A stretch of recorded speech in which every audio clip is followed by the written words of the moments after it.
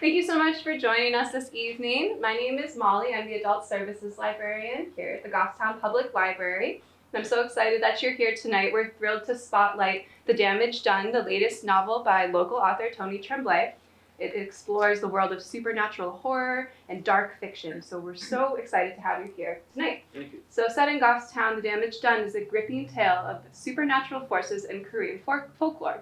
When high school student Chao Li is pushed beyond her breaking point, the results are catastrophic, unleashing a series of gruesome deaths that baffle the local police. Captain Pendleton, new to the force, must unravel the mystery of Choi's involvement while confronting forces beyond his understanding. It's a chilling exploration of control, loss, and the devastating consequences of the unknown.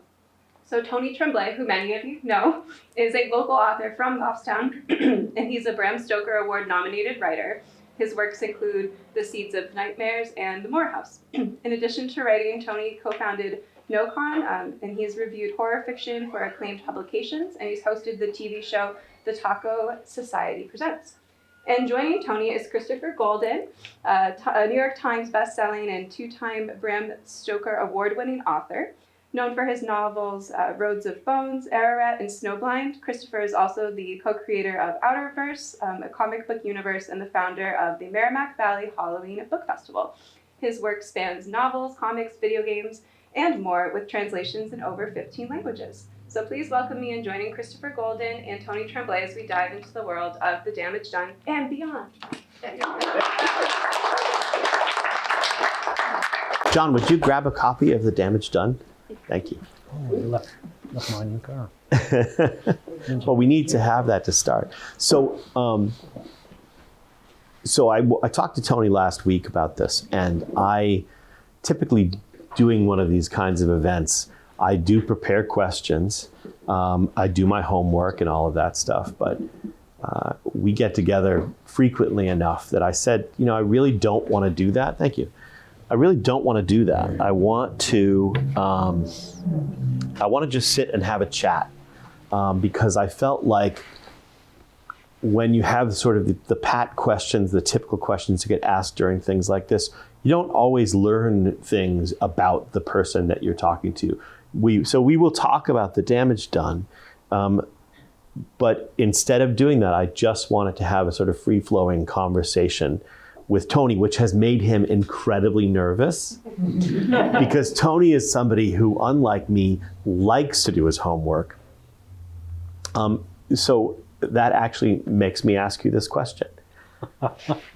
When you were a kid, were you a kid who was studious and did your homework, or were you a kid who went home and watched monster movies and read books and all that stuff instead of, were you responsible when you were a kid? I wouldn't say I was super responsible, but I was responsible, and I did read a lot of books.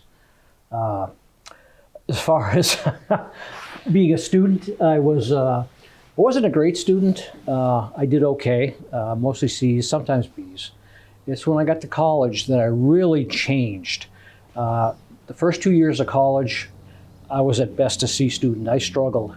And I'll never forget, one day, I was in the library, and I was looking at my physics homework, and I was just staring at it, and then all of a sudden, the answer came to me. And I was like, this is different, this is something new. And I kept getting more and more into it, and all the answers came to me. It was like somebody flipped a switch in me, and I started to understand what I was reading, what I was doing.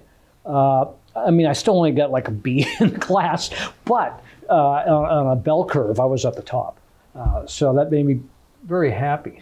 But it came out of nowhere, and that stayed with me for some reason. I was always able to adapt, to learn how to write, for instance, normally how to do research and preparation for things like this. But yeah, you can ask my wife who's sitting over there. I am very meticulous. I ask questions. I'm very detailed. I like to know what's going on, and I like to learn. So did that give you it gave you the feeling that you didn't have to be discouraged, that you figured that if you stuck with something, it would eventually come to you? Oh yeah, yeah. Yeah. I mean, and I won't say things didn't discourage me because they did. They discourage everybody. But no, I felt, especially in business, I was thrown into business and I was thrown into management, and I learned how to do well. And if I got kicked down, I just brought myself back up. And I was very successful. I did very, very well over the last 40 years or so of running a business. That's great. No, so thinking about horror and writing and all of that, so talk a little bit about your gravitation toward horror as an entertainment thing for you in books and in entertainment in general and all of that stuff. And then also the moment, let's start with that. Okay. Then I want to ask you something else. My experience with horror started when I was very, very young. I read the Bible, and the Bible, the Old Testament, scared the crap out of me. I mean, all those stories, and there was all sorts of violence and terrible, terrible things. But I was fascinated by it. And I can remember my father, who never read it, but he had this big Bible in the house. And I would take that Bible down, and I'd start reading the stories. And like I said, it was entertaining. And I'd read this stuff, and I got a real appreciation for what scares you, the horror, if you want to call it, in the Bible. So as I grew older, I started gravitating towards some of the classic authors, like Poe. Everybody read Poe. And then after that, Charlie Grant, some of the guys that have been around forever, at least to me, forever. And then I went on to Stephen King, and then I found a whole bunch of other people like Gary Brownback, Tom Piccirilli. There's so many authors out there that I couldn't get enough of. I just kept reading. Chris Golden. I just kept reading and reading. But when you were a kid, so there's something between the Bible and Stephen King, right? By the way, I should say my first demon story, hey guys, my first horror story like that is Jesus casting the demons out of the possessed man into the pigs and having the pigs drown. Yeah. But there must be something in between, right? I mean, you had even movies or anything that made you perk up. I always loved movies. Way back when they had all the black and white movies from the 50s that they play downtown, I'd go to those, and they cost maybe a quarter back then, or a nickel or a dime. I can't even remember. Right. But I'd go, and if you live in Manchester, there were the old movie houses like the Rex and the State Theater. And I'd pay my quarter, and I'd go in, and I'd see these horrific movies, and they fed, I guess what you're implying, they fed that need for horror. That's what I'm saying. Why horror, I guess, is that, because I think most of us have this thing that we're like, we just gravitated toward that. Yeah. And I wonder if there was, Yeah, no, there was nothing. I mean, there was always supernatural things happening on a very small basis. I can remember when my grandmother died.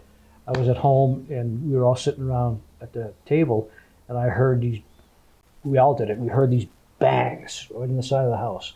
Bang, bang, bang. And, we ran outside, went to look, and there was nobody there, and my father astutely noted the time. And about half hour later, we got a phone call that our grandmother died. So he connected it, and I said, yeah, maybe that's true. So little things like that happened, and they continue to happen. And I've written about this before, but I can remember going to a friend's house. And when I pulled into his driveway, he was coming out of the house with his mother. And I looked at his mother, and all I saw was a skull where her face was. And I'll never forget, it scared the crap out of me. But there was a skull. I mean, her head was there, but it was a skull. And I looked at it, and I said, oh, my God, what's going on? So my friend said goodbye to his mother, came in the car. And I looked at him, and his name was Tim. I said, Tim, your mother's going to die. And Tim punched you right in the face. No, he didn't. Well, see, I didn't understand the whole thing. Right. And he looked at me, and he kind of gave me a funny face, but he didn't say anything. Mm-hmm. It turns out she had cancer. And it's a long story, and it's a horrible story. But she wound up taking her own life a couple of days later. Wow. because she had cancer and she knew she wasn't going to live. But for some reason, I saw that. Is that supernatural? I don't know. You can take from it what you want, but I saw that. So little things like that would happen to me as I was growing up. Interesting. No, that's I always talk about the fact that I don't believe in the supernatural, which people find really weird because I write about this stuff all the time. But I write about it because I would like to. I want to believe in it, but I don't. So I haven't had. I think that one would creep me out big time. Creep me out. But there's other instances. Like I can remember. Again, I've written about this.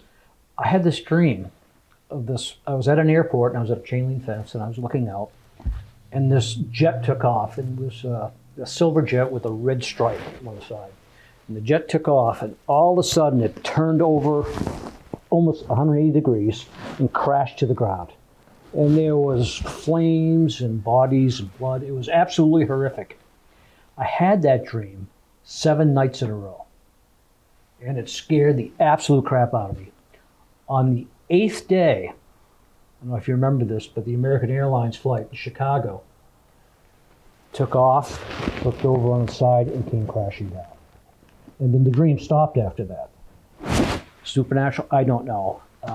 But it turns out I wasn't the only one that had that dream. American Airlines, for like a week before it happened, people were calling up and saying, we had this dream, that the plane's going to crash. See, these things never happen to me. Oh, geez, yeah. This is, I'm genuinely fascinated by this because, there are so many stories written about things like that or moments like that. So is there connective tissue between, like, were you interested in horror fiction and, in books and movies and things like that prior to that weird stuff happening in your life? Or do you think that you were you were? Okay. Yeah. So I wondered if you see, because I find horror, and I guess we'll talk about this too, but I find horror in many ways, particularly in novels and stuff, weirdly a sort of hopeful genre.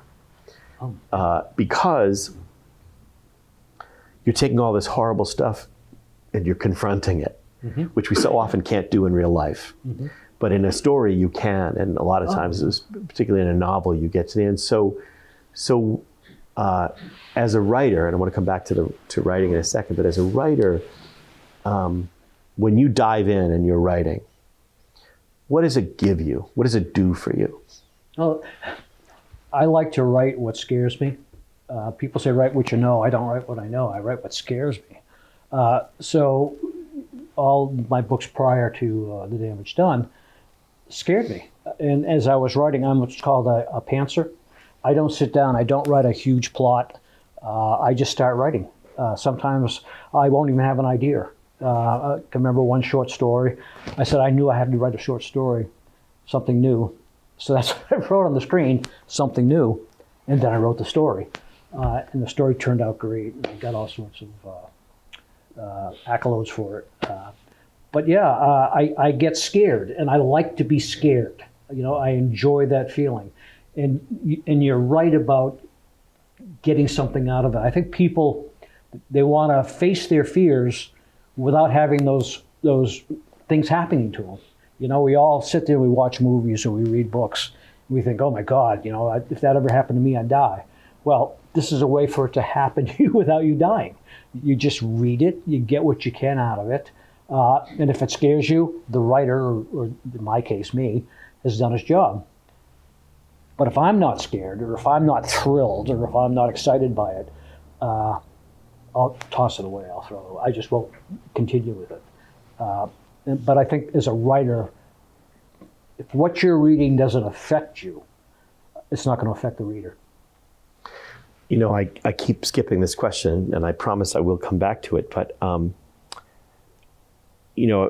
just want to say to people that Tony is one of my favorite movie partners because no one jumps in their seat more than Tony Tremblay at a horror movie. He is riveted. He's on the edge of his seat, and he jumps, and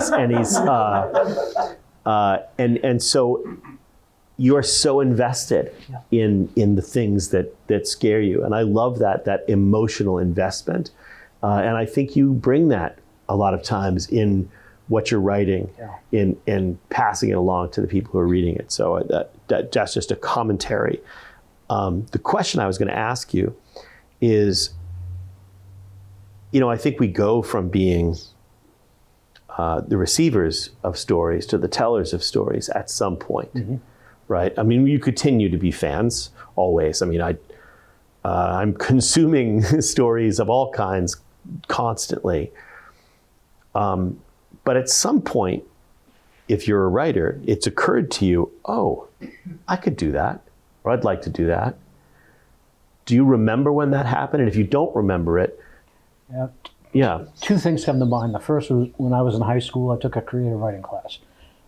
And teacher said, write whatever you want, whatever story you want. Always a terrible mistake.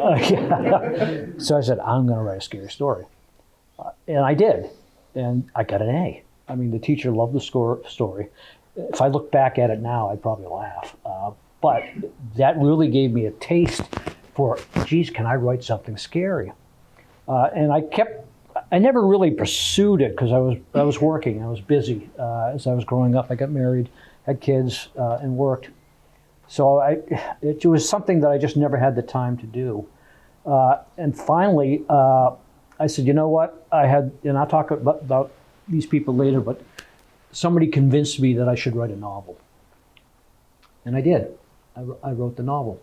I did it very badly because I'd never written a novel before. I don't think I'd even written a short story. But I wrote it, and the feedback I got from the people who read it, again, encouraged me. I said, yeah, I think I want to do this.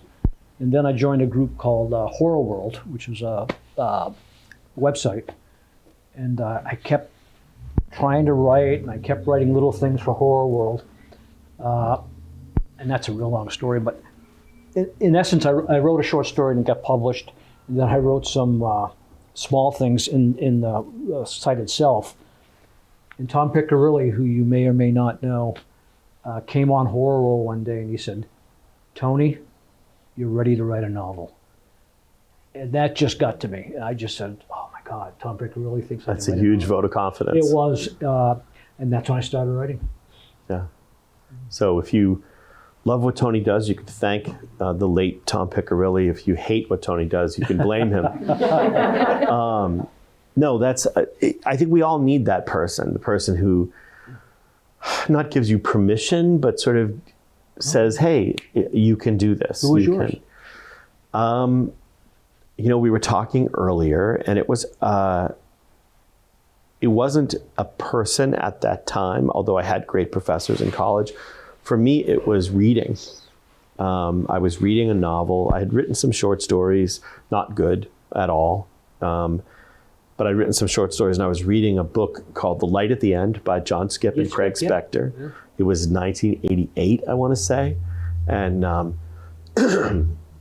because of the tone, it was very sort of very action-oriented, and the dialogue amongst the characters, they were all sort of young, in New York City characters who were having a certain kind of interaction, very sort of, there's a lot of sarcasm in the book, and the characters were very sarcastic to each other. Mm-hmm. And that was the first time reading that I thought, I could do this. That was the very first time I had that. I had tried to read, that would be writing a novel. I thought, I could actually do this.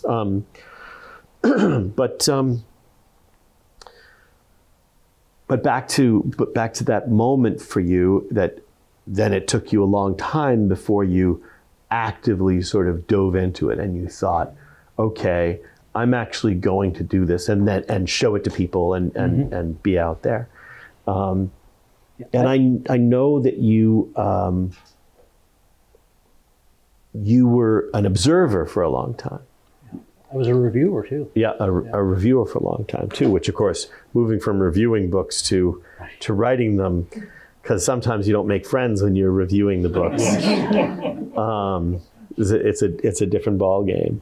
But all right, we'll work backwards then. So let's talk about The Damage Done, in the sense that, for me, anybody who's, I'm sure some of you, and maybe all of you, have read at least one of Tony's novels, and the first couple of books differ somewhat one of the things I always talk about when I blurb your books or talk about your books is how much I enjoy, how much they remind me of the classic horror stories from the 80s and early 90s that made me fall in love with the genre to begin with.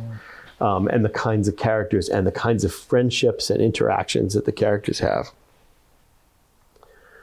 But it felt to me when you moved to do The Damage Done that you thought, well, I did that, and I want to do something a little bit different. Exactly right. And so talk about that decision, and then a little bit about what the book is about.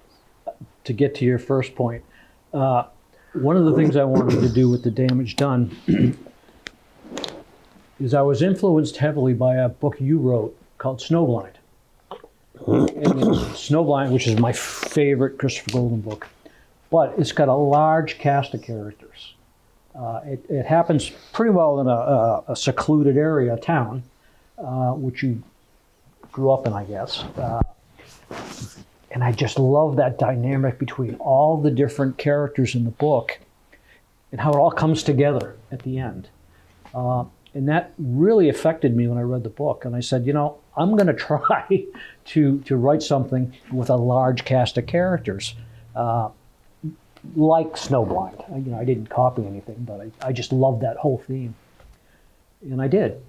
To get to The Damage Done, Damage Done started out as a novel 15 years ago. It was the first thing I ever wrote, a long piece I ever wrote. I wrote it, and I didn't know what I was doing. But I had a friend, her name was Donna Gruden, and there was another friend of hers who kept pushing me to write, keep writing. You got to write a book, you got to write a book, you got to write a book. So I did. I started a book called The Tavern. And I was writing this thing, and I got 3 chapters in, and I said, wow, this is pretty good. And I kept writing, and she kept saying, send me the chapters, send me the chapters. So what I wound up doing is rushing it. And I kept rushing this thing and getting out to her, and she loved everything. And her friend Ruthie was also trying to get me to hurry up and do this. But what I didn't know is I told Donna, don't show this to anybody. Don't show it to anybody. Well, she showed it to Ruthie. And then Ruthie was like pretending not to know, but she really wanted me to finish this too. So I finished this book, and they raved about it. So I said, you know what? I'm going to see if I can send this out to somebody. So I sent it out to Cemetery Dance. And they rejected it, and rightfully so. But they encouraged me. They said, you know, this is good. Maybe you should send it somewhere else. So I sent it to another publisher. That publisher came back and said, this is a really silly idea. You know, we're going to pass on it. It's not something that, you know, we think anybody would enjoy. I mean, it was really kind of derogatory. And my heart was crushed. I mean, I was like, oh my God, I can't believe, you know, that they didn't like it, and they thought it was silly, the plot. So I trunked it. Come to within the last 2 years, and I needed to write another novel. Again, I wanted this sprawling type thing. I said, you know, I like the idea of The Tavern. I think I'm going to just resurrect, not the book, but the idea, and start writing a new book about The Tavern. And then it didn't have a name then, but I started writing it, and it just kind of flowed. It just, everything came together, and I had enough characters in it to appease me. And I thought readers like yourselves would say, oh yeah, that's great. There's so many characters. How the hell is he going to tie this up at the end? But I did. And I think, for those who read it, that I did a pretty good job. And we'll see what happens next. Well, if you haven't read it, it's for sale tonight. No, you know, it's, you'll have to tell me later who the publisher was that said that. I will tell you later. Yeah. I think it's really interesting because I love people who go the extra mile to say, well, this isn't for us, but here are some critical, you know, supportively critical thoughts or recommendations or places you could go or ways to improve it.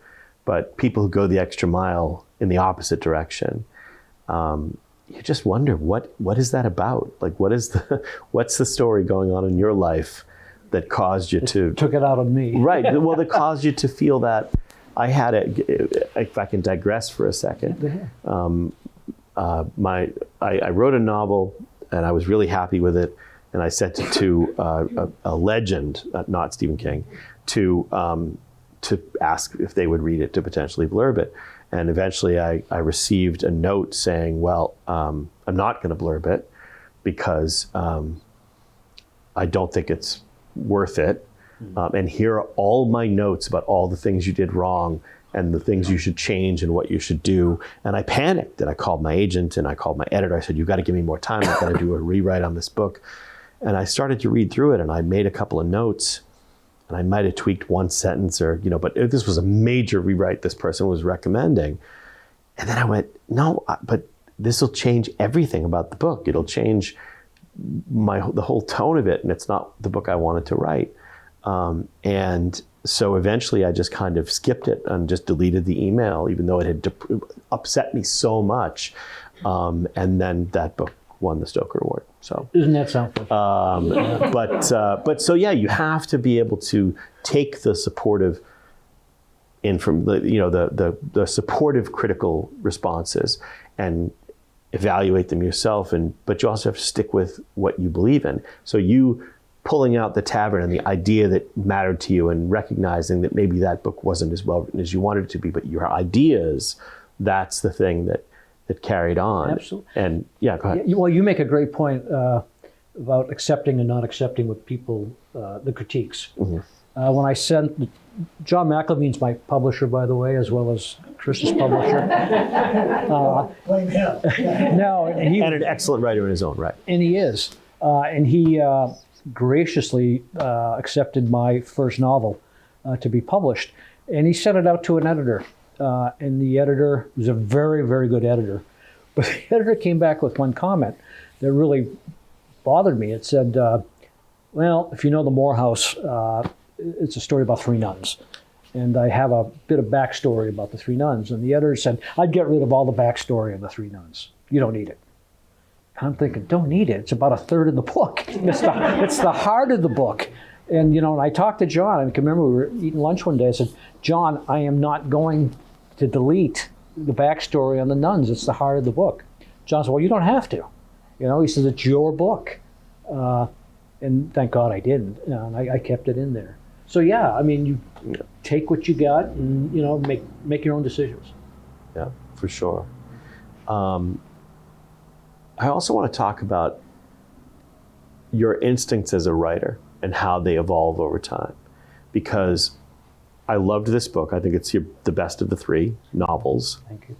But I think my favorite thing of yours that I've read is still the story that is the beginning, at least, of one of the novellas that you have in your next book, Yeah. which started out as a very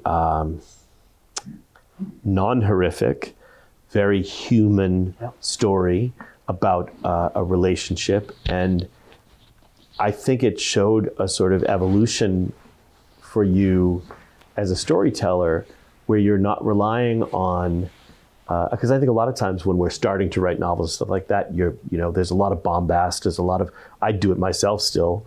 Our late friend Rick Howdle used to always say, if you run into a problem in the book, you roll a grenade under the door, or throw a punch or draw a gun was his thing. But then I think when you get to the point where you start to get a little bit more confident, you start to be more curious about the human interactions of the characters, which I think this book really shows, and I think that story really shows. So I'm curious if you talk a little bit more about character in this book, and also kind of give a preview of that next book as well. Yeah, character is very important to me, as well as atmosphere. Those two themes are everything to me when I'm writing. And I used to do it, and I still do. But I would sometimes, when I wrote a story, I would just write 2 or 3 paragraphs in atmosphere, just to have it, just so I could get into it. And then I'd throw them out, and I'd write the story. But it was a way of me getting into the atmosphere of the story. and it's funny because you talk about the new book, the new story. There's 4 novellas coming out, and they're all about 22,000 words. And there is a marked change in at least 3 of those novellas. And again, I have to point to you. I can remember sitting with Chris, and it must have been maybe a year, maybe 2 years ago, and we had this discussion, and I said, Chris, I want to write something that I think is meaningful. Not literary, but I would love it to be literary. But, something that just tugs at your heart, that means something, not just bombast, to use your word. So when I wrote stories like Orange Eyes, which is in the new novella, and The Cabin on the Mountain, which is the one you're talking about, they have a feel or a heart to them that most of my other work doesn't. Or doesn't have as much. Yeah. So I guess I got to look at you as somebody that really made me think about it. Because you told me, you came back and said, Tony, I feel the same way. That's something I want to do. I want to make something meaningful more than just entertainment. Again, and that's where the new stories come from. Yeah, I feel like the greatest compliment a writer can ever receive is if somebody reads something you wrote and tells you that it made them cry. Because look, at the end of the day, I honestly feel like I've written a lot of different genres, and you're playing with other things now too, but I think horror is the most emotional. It has the ability to get, so there might be all kinds of other stuff in the story, but at the fundamental level of these kinds of stories, it's about like human existence and the struggles that we're having, and we live in a terrifying world right now, which is one of the reasons horror is so popular at the moment. It's empathy. You gotta have some sort of empathy. Yeah, isn't it interesting that in our experience that horror people tend to be the most empathetic? Oh, absolutely. It's Sandy, who's in my writers group. Yeah. We talk about this romance versus horror. Horror does bring out, or should, if it's done right, empathetic feelings towards people. If somebody's going to die, if you don't give a crap about them, it doesn't really mean anything. It's just another, senseless death. But if you care for these people, it hits you. It hits you hard. And a writer's job is to make you care for those people before you kill them. But there's also the flip side, right? Because as much as we're talking very sweetly about how human and empathetic horror is, at the same time, when you're doing that and you're trying, at least if you're doing a good job, which sometimes you do and sometimes you don't. I mean just writers in general.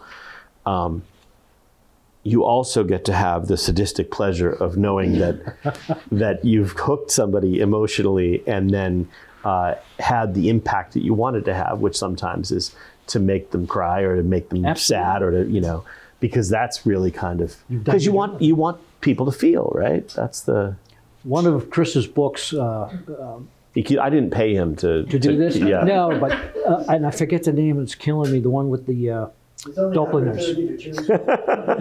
The What was it? The Dopplingers. Dead Ringers. Dead Ringers.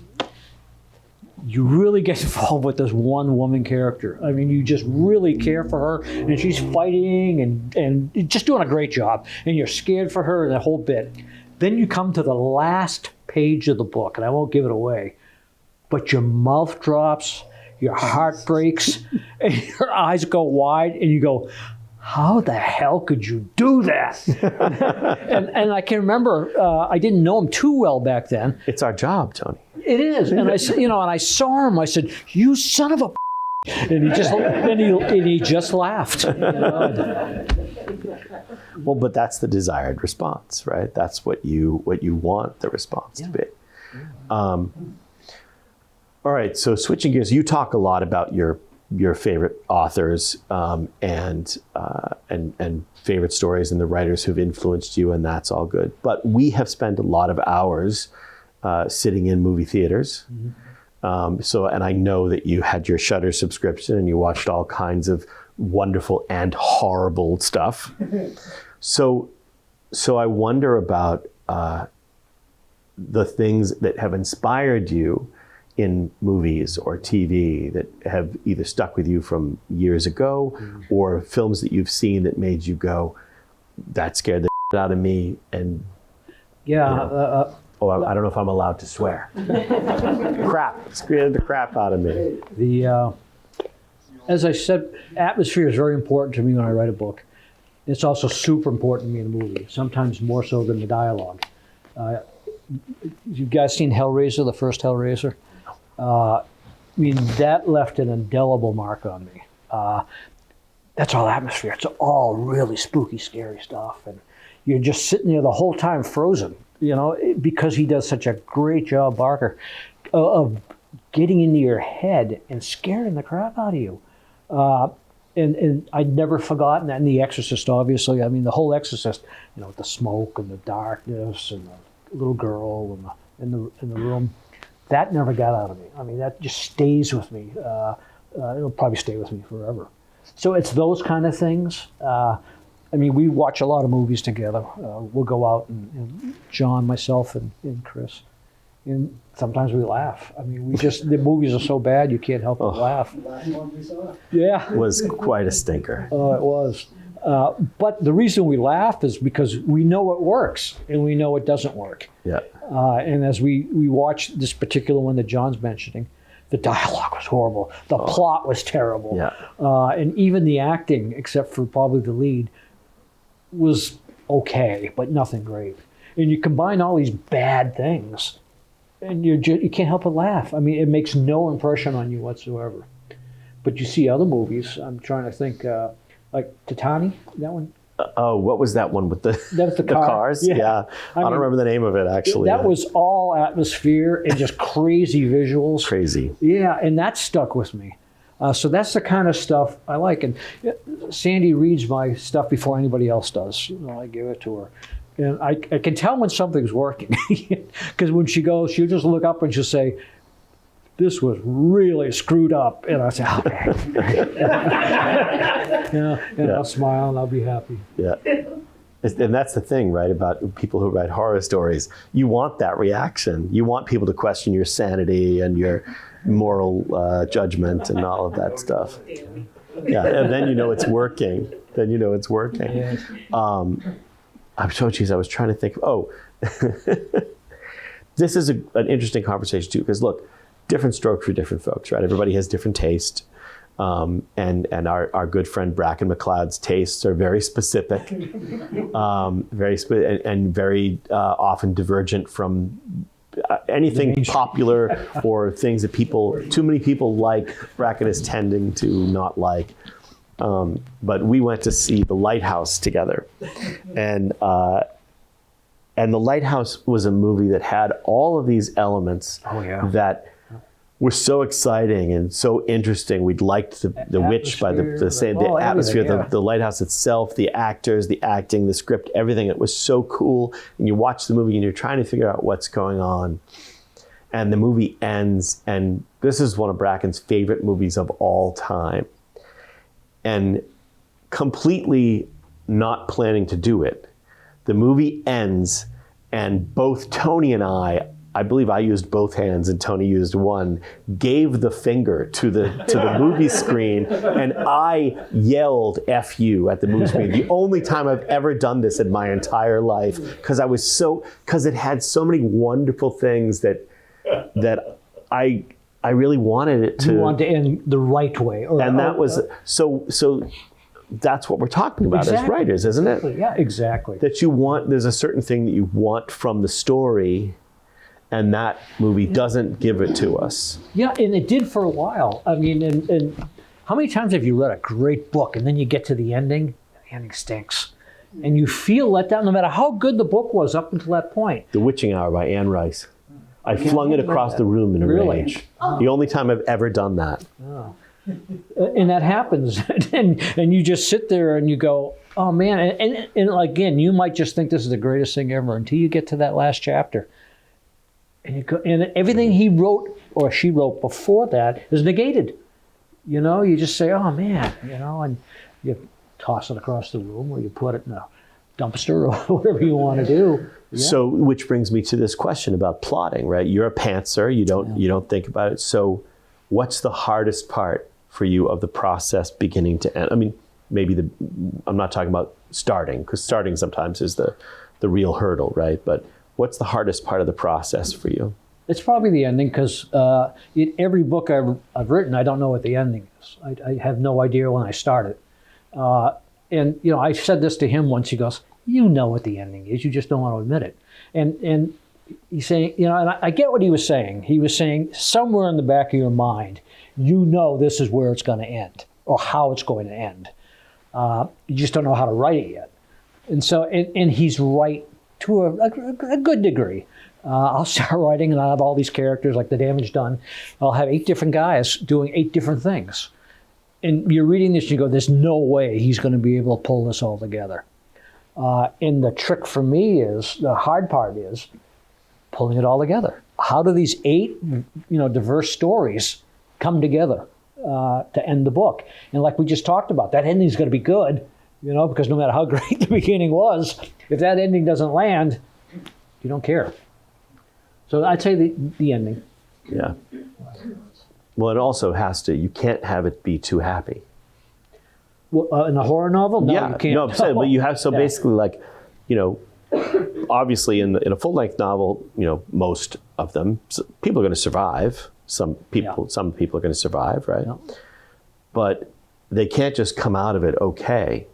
It has to cost something, right? Yeah. Because you want to make sure, because life isn't like that, and it feels cheap if it doesn't cost the characters something. You're absolutely right. Yeah. But you also want them to learn something and to change, right?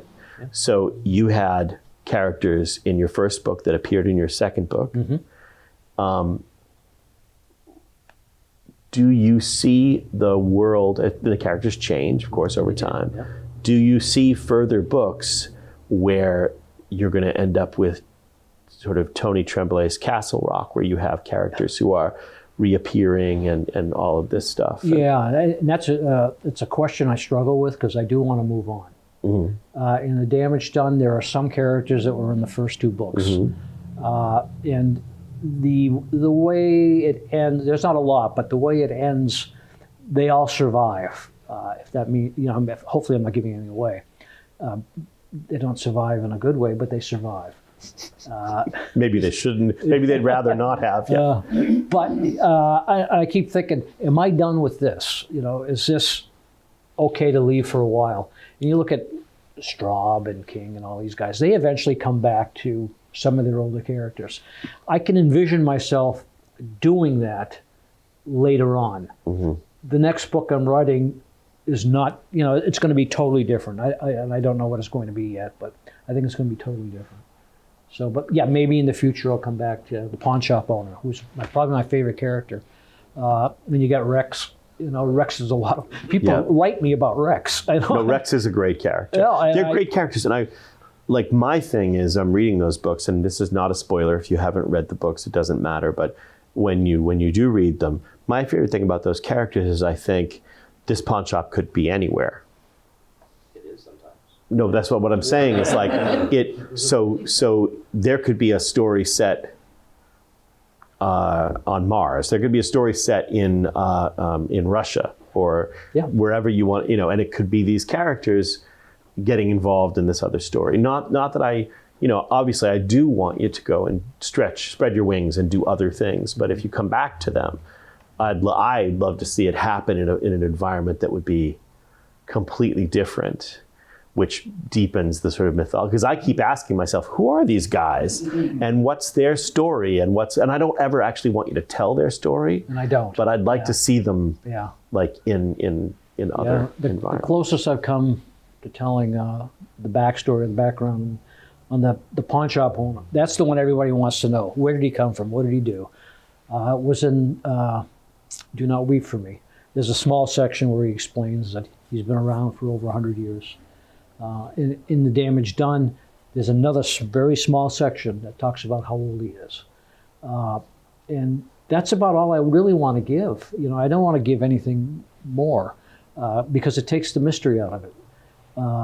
It occurs to me literally right now as we're sitting here, I know one of your great influences Okay. and one of your favorite writers of all time is our late departed friend, James A. Moore, for whom the Moore House was named. And it occurs to me that the pawn shop owner and Rex are a bit like Jonathan Crowley.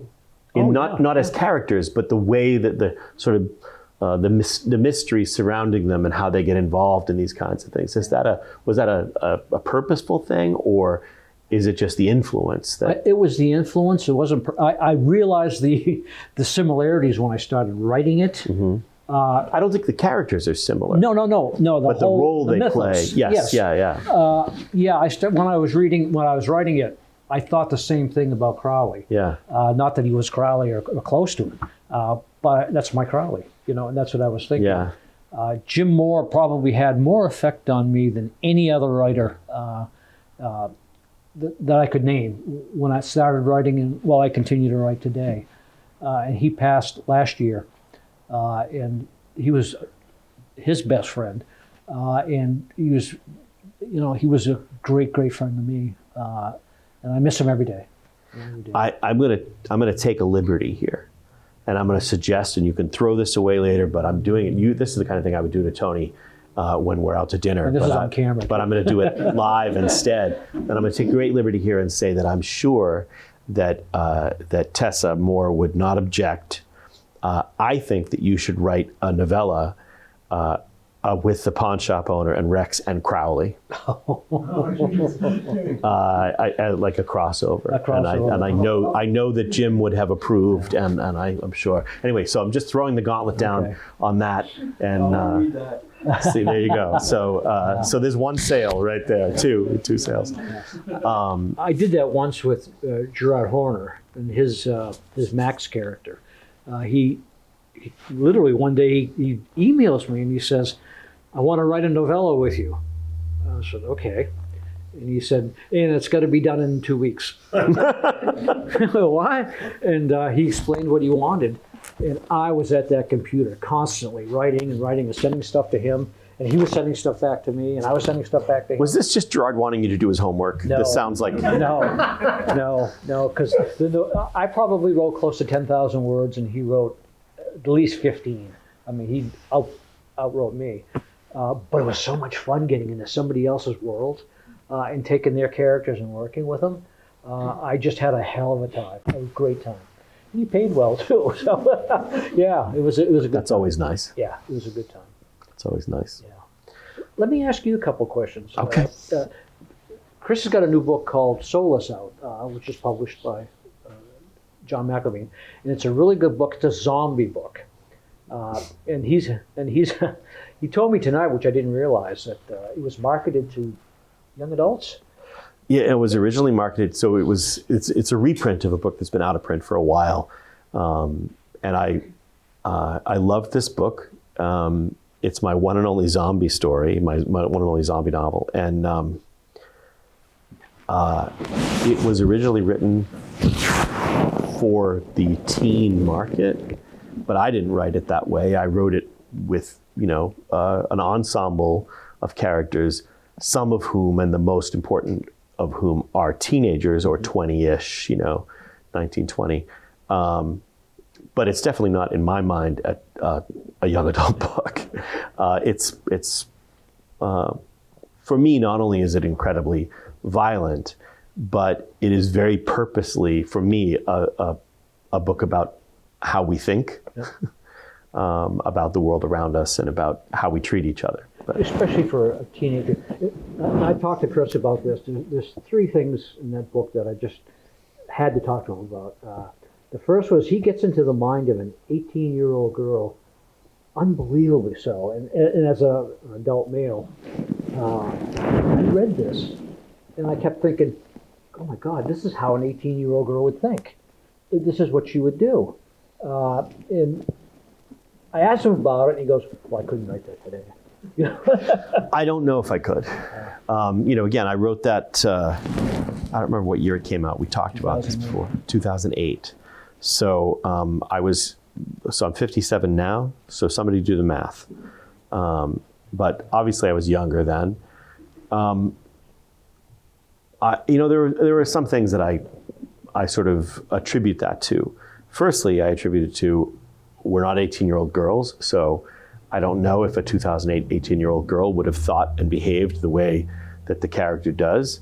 So it's easier to fool you than it is to fool, right? So You maybe. right. So there's that, but I also feel like my parents were separated when I was young. They were divorced when I was 11 years old. So I was raised my brother and I were raised by our older sister and her girlfriends and my mom. So I was just surrounded by women all the time, and all my best friends in school were girls. I always got along better with girls than I did with guys. Because at that age, there's so much toxic masculinity. And now as an older person, the men that I surround myself with are not those guys. And so I think at the time that I was writing the book, I was still very much in the mold of feeling more connected to that character than to other characters in the story. It worked. At the time I had written this series called Body of Evidence, that the main character was an 18 and then 19 and then 20-year-old girl in college. So I was very much in that sort of headspace. Two other things. The other thing is, I've read a lot of zombie novels, and I got to admit, in Soulless, the reason for the zombie uprising is something that was totally new to me. And I was just sitting here reading it and going, this is really fascinating. I mean, nothing like that would ever occur to me for how the zombie uprising would start. And I'll just let you take it from there. So a lot of my books, especially in the first half of my career, a lot of my books existed because of things that I was bothered by in other stories. Or I would look at a legend or a piece of folklore and think, that was interesting, how can I do it differently? I want to turn it on its head and take a different approach. With Soulless, it was sort of generated by the fact that I love zombie movies and stuff like that. But the problem with a zombie story in prose is that zombie stories typically have no third act. The dead rise from the grave and they eat people, the end. And so there's no, so to write a full-length novel, the challenge in my brain was, how do I have an arc? How do I get to an ending?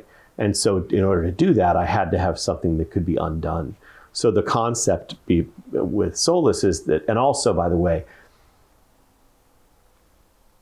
the world is filled with wonderful, beautiful human beings. It's also filled with absolutely despicable human beings. And among the most despicable are, in my view, mediums who go on television and pretend that they can talk to your dearly departed and give you that. And they make a lot of money on being charlatans, and I can't stand the predatory nature of that business, and it is a business. But in the book, it's a group of psychic mediums who go on a morning show like Good Morning America, and they try to do a group seance together. That their intention is that everybody within a certain radius of the studio, 100 miles or whatever, their hope is that they will be able to get you in contact with your dearly departed, that the spirits of the people you loved will be around you during the seance that they do for an hour on Good Morning America. But instead, once they begin, they're sort of locked together. They're all catatonic and their hands won't be separated because essentially what they've done is they've created a door. And so in an increasingly widening radius, it's not just the spirits that are coming back, it's that the dead are rising, but they're not rising as mindless zombies. The idea in the book is that the soul and the spirit are two different things, and the soul is this sort of spiritual piece that comes from God and has gone on to the afterlife, but the spirit, the memory, the personality, and all that stuff remains. And so the people who rise from the dead still have all the knowledge of who you are, but now they're hungry and they're mean. So basically they will do or say anything to hurt you in order to get you off your guard so they can eat you. Like I said, I read this and I was like, this is brilliant. You know? So I'd come back and I would lull John to sleep, and then I'd eat it. Yeah. And you'll see evidence of that tomorrow. Yeah, tomorrow on my Facebook, we'll post evidence of that. And the other thing, my wife's here, so I'll be very, very brief. You have a scene I'll tell the story. Go ahead. No, go ahead. with the baby in the car, Yeah. which totally, and I knew it was coming by the way he was writing. I said, oh my God, he's not going there. He's not going there. And you went there. Mm-hmm. And I was like, oh my gosh, I can't believe this. But you can. Well, the thing is, it's this sense of what I was just describing is in this book, at least, the sense of evil, right? One of the reasons I write horror is because I am horrified and I have this sense of the evil that's in the world, and horror, when I read it or experience it, gives me, weirdly, this hope that it can be combated, that I can confront it. But it also is fun to sort of think about, like, okay, if these things are the physical embodiment of the most evil, the combination of an unending, savage, cannibalistic hunger that they can't control, and the cunning that comes without the moral structure that has left them in the soul, means that they will do really cunning, horrible things to get what they want. And so in the scene that Tony's talking about, which I will spoil, the zombies have taken a zombie baby and put it in a car seat in the back of a car, and it's crying and crying and crying because they're trying to lure out the living. They used it as bait. Yeah, to as a trap. And for some reason that upset Tony. I don't know why that would bother him so much. One of the things I said earlier, write what scares you. And one of the things that really scares me in life is loss of control. I like to be in control. And if something comes and takes that control away from me, I tend to panic. You know, I just don't know what to do. I usually figure it out, but it's a moment where I'm there, oh my God. The damage done is all about loss of control. This young girl who's got these powers that can change people physically and mentally can't control it. Whenever she gets emotional, these powers come out and they affect everybody around her. She can't stop it unless she goes unconscious or she's slapped out of it. And that loss of control for her is really damaging. I mean, it hurts people, it kills people. Later on, when something happens to her and this power is released, she has no control over this. The power is released into the tavern next door, and there's people in that tavern that are affected. All 8 of those people in the tavern that are affected lose control of what they are or who they are. They just don't remember, or they can't go back to see who they were, and they've changed. And that scares the crap out of me. If you're really, say, a sympathetic person, all of a sudden you're not anymore. And you don't know why. You just know it's happening. And people around you see it, and you see it in other people. That loss of control is so frightening to me. You want to be grounded. Everybody wants to be grounded. They just want to know what's happening.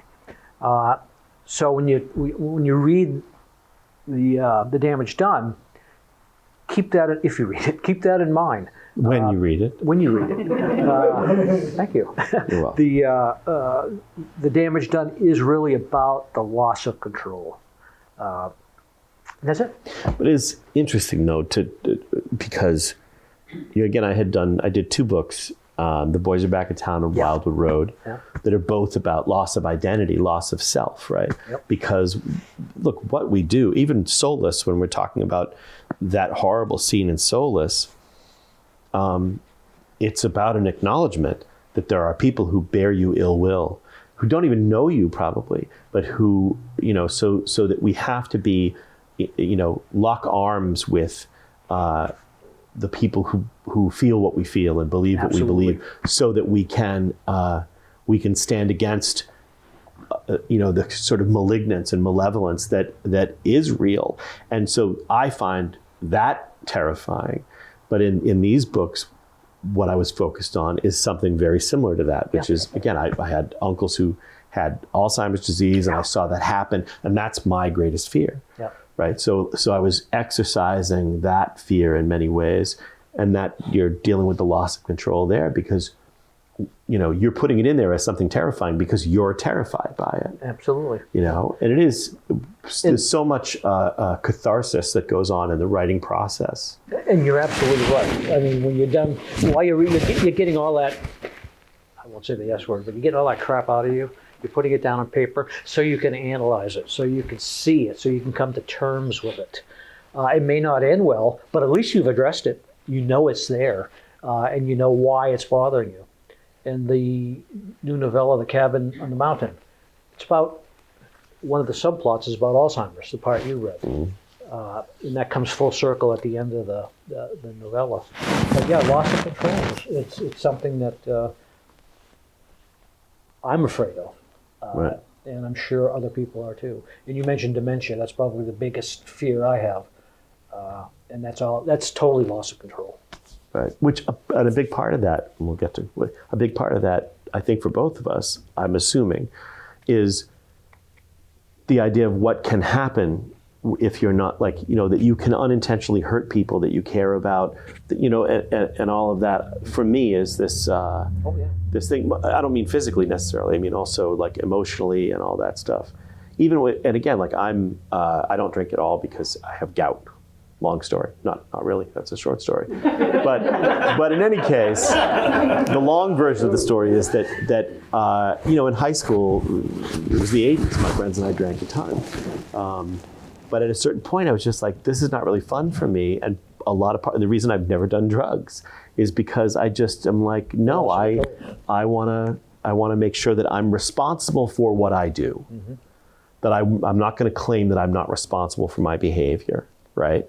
Which I hate when people do that because you were responsible for the choices you made. Absolutely. So it's all that thing. All right. So questions. Some of you will have questions. Andrea, go ahead. Thank you. I know I could count on you. You talk about being a pantser, and I feel like I'm trying to get into writing myself, and I feel like I'm a pantser as well. However, when I sit down to write, I have an idea of what I'm thinking, which I'm sure you do as well. But at a certain point, while being a pantser, do you get is it halfway through, or is there a point where you say to yourself, okay, these ideas are starting to flow, and then you kind of move to the side, and then you maybe start to plot a little bit? Or do you just keep going? Yeah, it's what Chris said to me years ago. He said, you're a pantser, but you have an idea somewhere in the back of your mind how it's going to end or where it's going. And he was right, and I may pants write 3/4 of the book.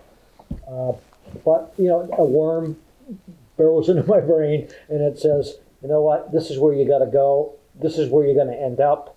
Make it happen. And I might pants to make it happen, but that's how I do it. So yeah. But do you take notes as you go? Do you have in your manuscript? Do you not write notes about what you might be doing the next time or nothing? No. Wow. Nothing. Just because he does it doesn't mean you need to do it that way. I feel like the story for me would it's like ADD, right? I'd start down one path and then start talking about a character, but then talk about her brother-in-law, and then talk about, and then the toilet wasn't working, and then, the plumber had to, and then it's like, where did I go? I was going to say, that you're having a conversation with my wife right now. So, the main story. You know what notes I write? I bought one of those boards, dry erase boards. Whiteboards, yeah. And I put the characters' names on them, because I keep screwing up the characters' names. I can't remember who they are, and it drives me crazy. So I finally bought this whiteboard, and I'll write, Charlie Glass, Eloise Parker. So when I get to that character, I said, oh yeah, that was her name. And that's the only notes I really take. That new stuff that he brings to me and a couple of our writer friends, some of the things, like we'll go through and give him some advice and things, and a lot of it is, he was this name up here, but now he's this name over here. And it's like, oh. So what Sandy is saying is maybe you should take more notes. It's okay, we fix it for him. These states. So as a pantser, how much do you have to rewrite after you finally know what the ending is and you kind of muddle your way there? How much do you then have to go back and fix it to make it sharp? I fix it while I'm writing it. If I write something that I think, ooh, I gotta address this later on, I stop and I go back and I address it. So I'm always going back, always fixing it. I'm editing while I write. I almost never go, I'll catch things that I missed. For instance, on one of the new novellas I was editing today, I had a policeman giving somebody a business card twice. I missed it, the editor missed it. It's an easy thing to miss, but I caught it. I said, why is he giving her a business card? He just did, 2 paragraphs up. So, you go back and you change it. But yeah. He went back and the cop had a head injury, so the cop forgot that she'd already given the business card. Yeah. But yeah, I'm editing as I write. Yeah, that's interesting because I've heard others who basically say they muddle their way to the end and then they basically have to stop, pull it all apart, fit it all back together, but you're actually doing that as an ongoing. I would die if I had to go back and do it all over. It's like rewriting the book. Well, and I think the thing is every writer's journey is different through the book. I mean, Absolutely. there are people who have to write all the way to the end, take it all apart, put it all back together. That's how they write. Yeah. You write, you go, and it's like, oh, I better fix that, because you might get to the end and forget to go back and fix it. Yeah. Or when you have to go back and fix it, it's like, oh, this is so much work, I don't feel like doing this. Sandy's been proofing my work 10 years now. Probably. Yeah, it's been a long time. Been a while. So, Thank you for your service. exactly right. Somebody's got to do it. Choose somebody's. Mike? Excuse me. From a craft perspective, since this is the 3rd book in this universe and you've written countless other short stories and whatnot, have you grown as a writer in the craft that you're learned to do things differently, to tell the stories from from the craft perspective? I think I have. When I read The Damage Done, yeah, she's saying yes, but she's saying yes. Yeah. John is also nodding vigorously, yeah. Yeah, I do. I think I have. And John was the first one really to say it to me. He says, every book you write gets better and better and better. And that made me feel great. The new book I'm writing, the 4 novellas, I'm going through editing and I'm going, did I write this? I mean, this is really good. I wrote this. And I'm kind of, gobsmacked, what I've done. So yeah, I think, and somebody asked me about that not too long ago. The secret is to keep writing. Keep writing. And give it to another, give it to somebody that gives you feedback so you can see where you screwed up, where you have to do better, and you can't help but get better. I have this image of elves coming into Tony's computer in the middle of the night, and Tony comes in the next day, hey, did I write that? That's excellent. I was reading a story that you haven't read, and I'm going, oh, this is really good. Did I really write this? It's been Paul. It's been Paul. Yeah, I'm a ghostwriter. The story's named Ghost. Matt? How did you decide you maybe couldn't get the tavern to where you wanted it? And how did you know that the idea was good enough that doing it a different way would get there? Was it craft related or was it? A lot of it was craft related. When I went back then, I didn't save anything, so it was all on paper. Manuscript was this thick. And I started reading it and I'm going, ugh, this is really kind of bad and it didn't make a lot of sense. For instance, I had dream sequences in it, and I hate dream sequences in them. I can't even believe I put it in there. And I said, there's too much wrong with this. But again, I like the idea. So yeah, I think when you keep writing and keep getting better, and you go back and you look at your early stuff, you see all not the mistakes maybe, but the immaturity. Is that a good word? That's a good word. Yeah, in the writing. And I saw it in the tavern. And I said, well, I know I can make this a much more mature novel. And I did. You know, I wrote it, and I think it came out okay. Does the negative feedback, I know that you said that you had some feedback you didn't like, and the same with you, Chris. I know that it might set you back and it might deter people that are just starting out from kind of continuing or whatnot, but how do you push forward through that, and what's the mindset that maybe you take with you when you're saying, oh, what do you take as constructive criticism, or like, wow, this is useless. I'll let you answer that because you've had a lot of experience in that. So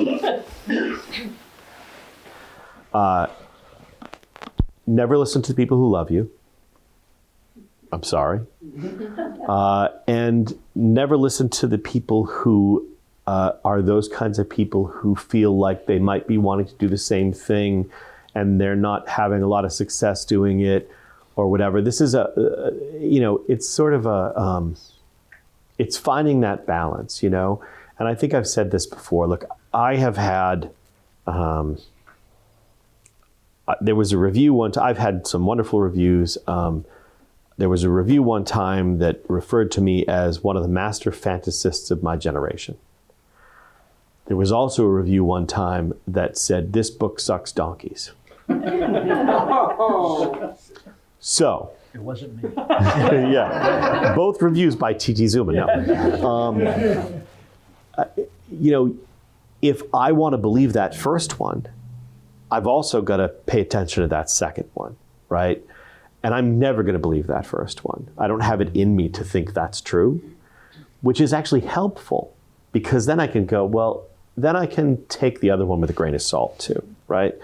So you have to look at the people who are giving you feedback that has some kind of bias.